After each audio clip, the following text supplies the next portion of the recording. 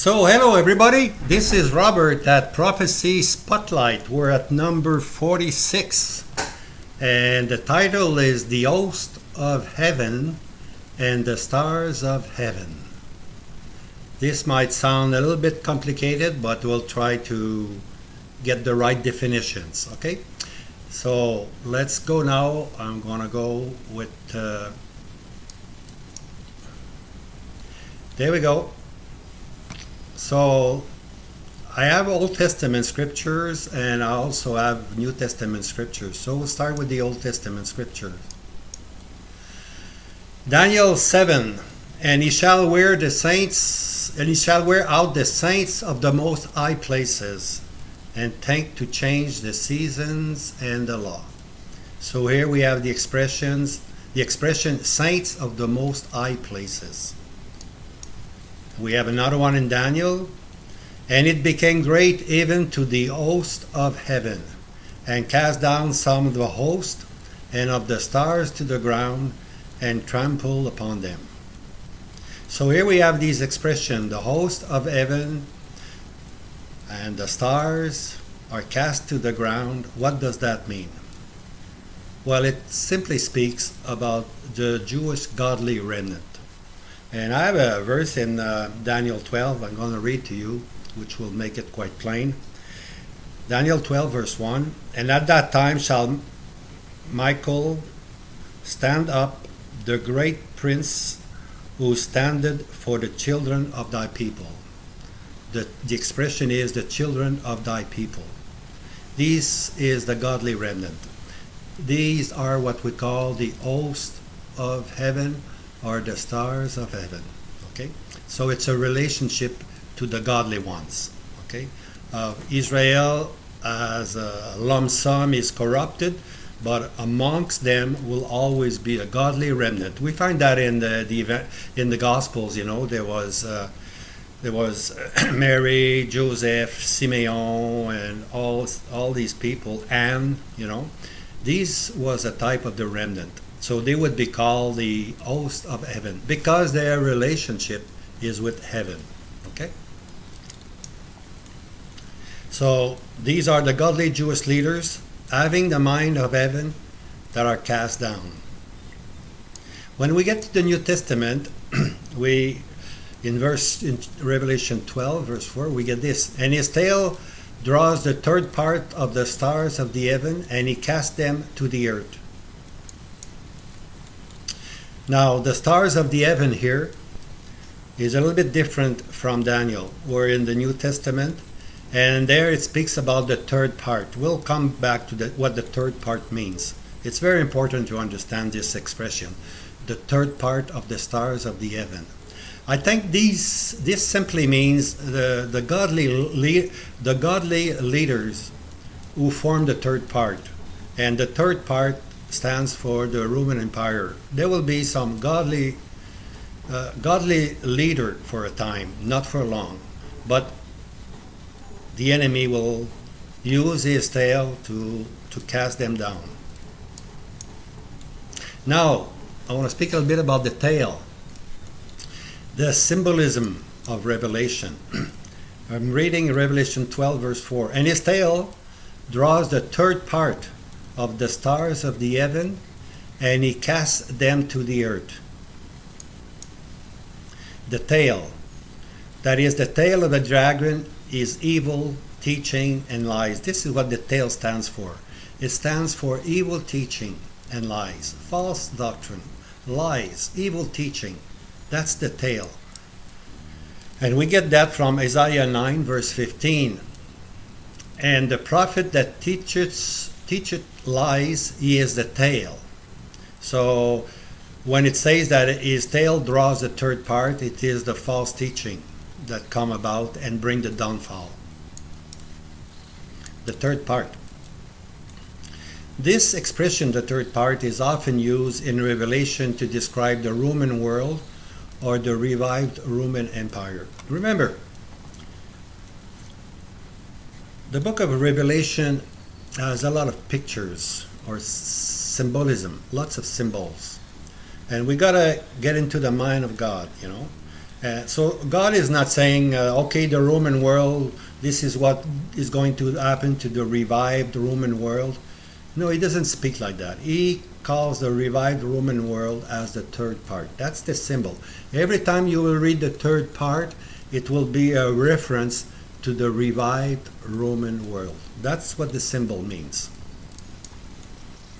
Note, this is the place where Christianity was most spread. The West are European countries. The East is mostly a Muslim world. So Christianity found its abode in Europe, in the Western place, you know. And when we speak about the third part, we are speaking of where the gospel originated. So it's mostly Europe. And from Europe it went everywhere, of course, to the States and America and so forth. But when we're talking about the Roman Empire, we got to remember it is the European part. When it was split, it became independent countries. France, Italy, Spain, they all became independent. That was the once united Roman world. It crumbled down, and when it comes back to life, it will be reunited again. A prophetic symbol. The third part is a prophetic symbol to be ascribed to the West. When we read the third part, we gotta think about the Western Empire, which is European, geographically speaking. The tail now is the false teaching, and evil lies fill it up. So the third part, the Roman Empire, they get to receive a lot of false teaching and evil. So what the evil fills up the breathing air of the third part, which points to the West, Christendom, and suffocates Christian teaching. There's a time coming where there will be from Satan, from the tail of Satan, from the tail of the Roman Empire, there will be a corruption of Christianity. False teaching will come, and the pure air of Christianity is going to be changed, and it's going to suffocate, you know, the people. The third part of the stars of the heaven. The stars of the heaven are godly religious leaders who have the mind of heaven, coming from the third part, which is the revived Roman world. Okay, so in this, for a period of time in this Roman world, there will be some leaders who will have in a certain way the mind of God, but that will not last long. They will be indoctrinated into false teaching. So these teachers, we read, are cast down by the false teaching originating from Satan. Now here's another expression, the fourth of the earth. Let's see what that means. Revelation 6 verse 8, and authority was given to him over the fourth of the earth. So we had the third, now we have the fourth of the earth. The fourth of the earth, this happens on the fourth seal. The pale horse will damage a specific region. These are providential chastisement by the Lamb. So we get that expression under the fourth seal, that the authority was given to him over the fourth of the earth. Now the fourth of the earth is an expression zooming in on it's not the third, it's the fourth of the earth. Zooming in on a particular area. It might be a city, it might be a country which is very wicked. So the seal there zooms in on this area. It's directed at a special place. It's zooming in on an immoral country or a wicked city. We do not know exactly what it is. Now the third part, we find that expression under the first trump. We had seen the seal, now we are under the trump, and this is where mostly we will find this expression, the third part. Under the first trumpet, the Roman earth is zoomed on. I'm reading Revelation 8 verse 7. And the first sounded his trumpet, and there was hail and fire mingled with blood, and they were cast upon the earth, and the third part of the earth was burned up, and the third part of the trees was burned up, and all green grass was burned up. So we have this expression now, the third part of the earth was burned up, third part of the trees. Hail and fire mingled with blood speaks of death. Can be a physical death, but it can also be a moral death. So I would think it's the moral death of the West. Christendom is about to die. The third part of the earth was burned up. So that was destructive hail, and the consuming elements, fire, affect the land was where once Christianity prospered. The third part is the Roman world where once Christianity prospered. The light of Christianity is going to die out. And the third part of the trees was burned up. The tree speaks of powerful leaders from the West being swept away and wasted in their thinking. All green grass was burnt up. Generally speaking, when there is a forsaking of God's given truth, prosperity, that is the green grass, is also affected. Everything is going to be affected. Now we get to the second trumpet. The first trumpet affected the earth, most specifically the Roman part or the European part. The second trumpet affects the sea. Reading from Revelation 8, verse 8, and the third part of the sea became blood. Without civil authority, that is, the sea speaks of turmoil. The commerce or businesses is affected. The ships are being destroyed. We are in the period where authorities are no more ordained of God, but are ordained by Satan. We read that in Revelation 13, verse 2. Satan gave to the Roman Empire, the leader of the Roman Empire, the future prince to come, he gave him his might, his power, and his throne. So he is the one now who is ordaining, he is ordaining now the authorities.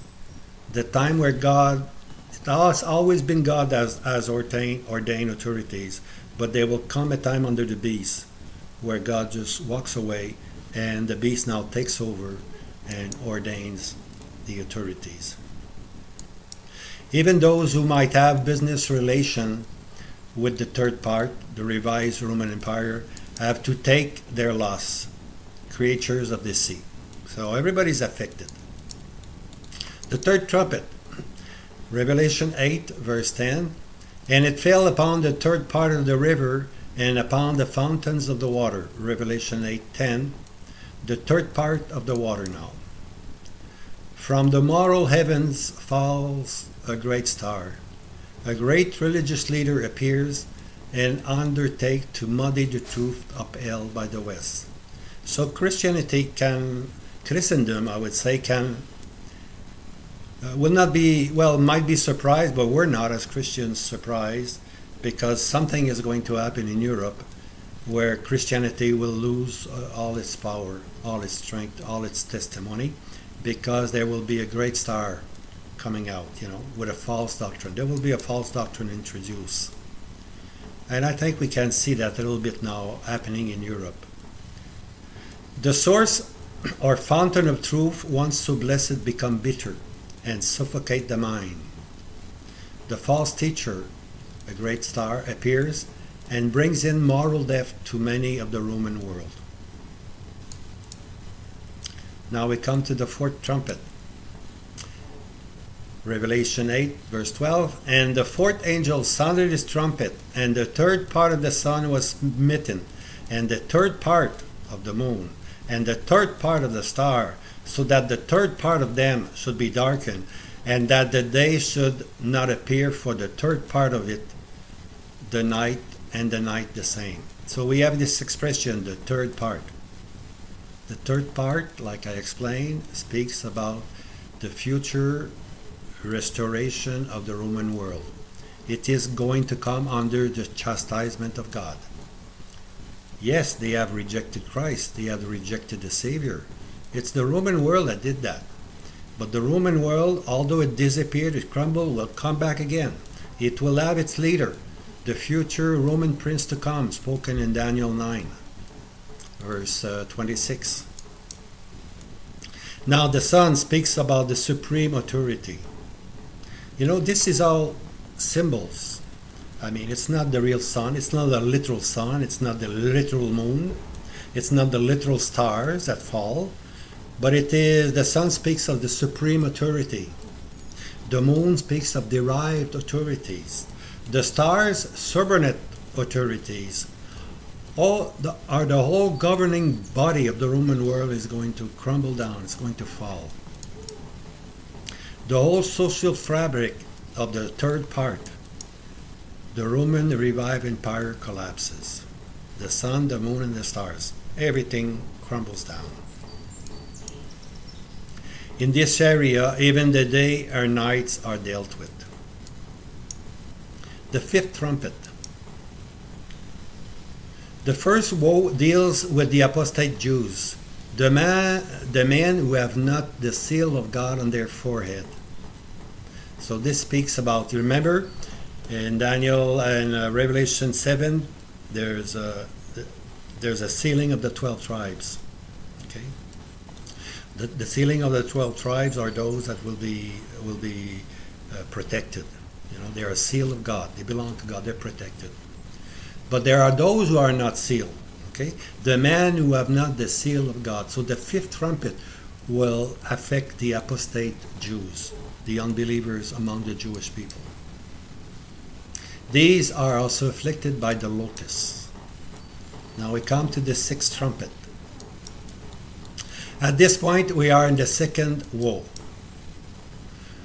From the four horns of the golden altar, further judgments are announced. Evil is to be let loose,